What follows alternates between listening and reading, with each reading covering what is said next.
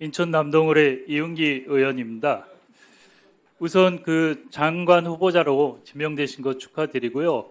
오늘 청문회가 후보자의 자질, 능력, 정책을 검증하는 또 국민들 눈높이에서 수준 높은 청문회가 되도록 저희도 노력하고 후보자님도 노력을 좀 하셨으면 좋겠습니다. 예. 그리고 오늘 후보자님 모두 발언 보니까 AI나 R&D 좋은 말씀 많이 하신 것 같은데 제가 지금 국민들의 관심사인 통신료 문제를 좀 질의 드릴게요. 아시겠지만 얼마 전에 SKT 해킹 사태가 났어요. 근데 전 그걸 보면서 앞으로 장관이 되시면 과기부를 총괄하실 테니까 과기부가 갈짓자 행보를 했어요. 위약금 문제 관련해서. 일단 그거에 대해서 한번 제가 좀 지적을 하고 말씀을 좀 들어볼게요. 그 영상 준비되셨으면 잠깐 보실까요? 아직 안 됐나요?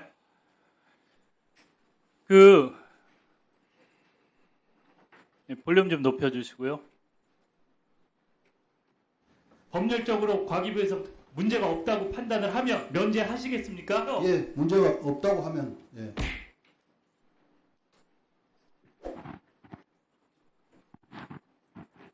SK 유영상 사장은 분명히 법적 문제가 없다면 위약금 폐지 쪽을 하겠다고 약속을 했어요. 이게 이행될 수 있도록 과기부가 역할을 해주세요.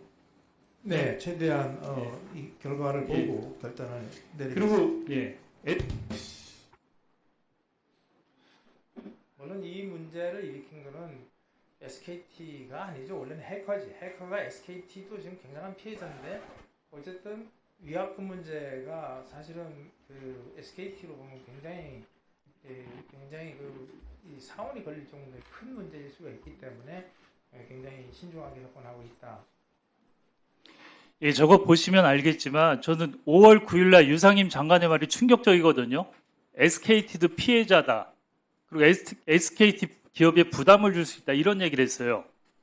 그러고 나서 그 후에도 과기부는 상당히 위약금 문제에 대해서 소극적이고 여기 계신 과방위원들도 귀책 사유에 대해서 이게 인정이 될까에 대해서 되게 고민스럽게 만들었어요. 과기부가 워낙 소극적으로 나와갖고 그러다 결국은 7월 4일 날 과기부가 위약금 면제가 가능하다고 발표를 하고 SKT가 그걸 받아갖고 7월 5일부터 14일 오늘까지 위약금 면제가 진행이 되고 있어요. 근데 이런 과기부의 갈짓자 행보에 대해서 저는 장관 후보자님이 충분히 알고 과기부가 왜 그랬는지 알아야 될 것 같아요. 왜 이랬다고 생각을 하세요?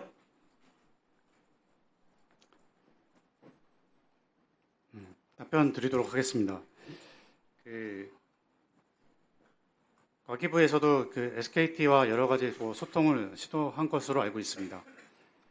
일단 첫 번째 문제로 봤을 때 정보 보호에 대한 사전 예방 그리고 정보 보호책에 대한 어떤 부실 그리고 문제가 발생했을 때 바로 신속하게 보고가 되고 조치가 취하되지 않았던 점 이런 점들이 종합적으로 좀 문제가 됐던 것 같습니다. 예, 일단 그렇게 하여튼 그 후에도 갈짓자 행보를 보였고 제가 더 국민들 입장에서 분노한 거는 유영상 SKT 사장이 5월 8일인가 청문회 출석해서 위약금 면제하면 7조 원의 부담이 생긴다고 얘기를 했어요. 7조 원.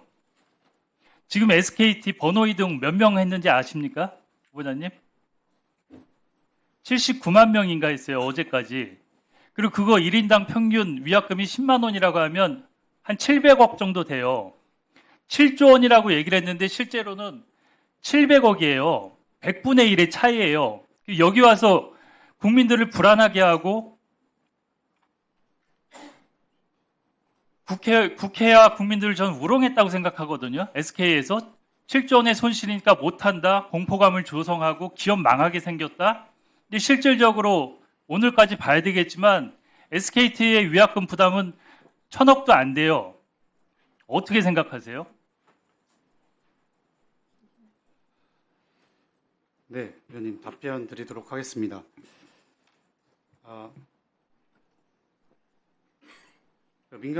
담당 SKT에서도 이제 관련된 어떤 사전 조서가 좀 부족한 면이 좀 없지 않아 있다고 봅니다.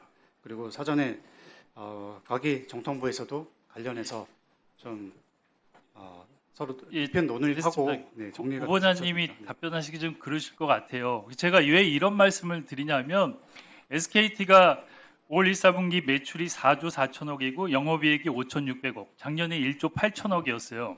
근데 저는 이번에 SKT 사태를 보면서 무슨 생각을 했냐면 통신 3사가 국민의 혈세로 만든 통신 인프라를 구축해서 막대한 이익을 내면서 독점을 하고 있어요.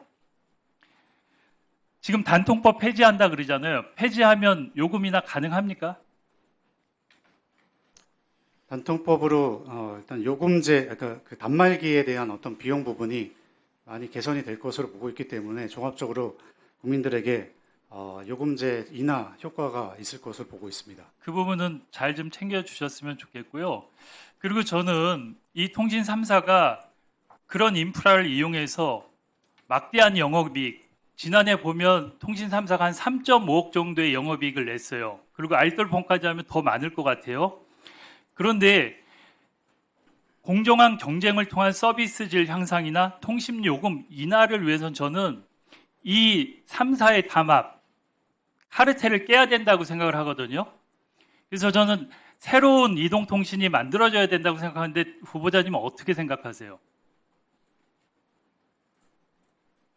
네, 위원님 말씀에 뭐 공감하고요. 그 여러 가지 시장 환경이나 뭐 기술적 어떤 발전 상황들 이런 종합 고려해서 뭐 판단해야 될 문제라고. 그러니까 제4 이동통신이 윤석열 정부에서는 졸속으로 추진해서 좌초됐어요. 근데 저는 이렇게 많은 영업이익을 3사가 내는 걸 보면 새로운 4 이동통신을 등장시켜서 공정 경쟁을 통해서 통신료를 낮추고 국민들이 더 좋은 서비스를 받게 해야 된다고 생각하거든요. 어떻게 생각하세요? 뭐 국민의 그 통신 요금 인하는 과기정통부의 숙제이기도 하다고 생각을 합니다.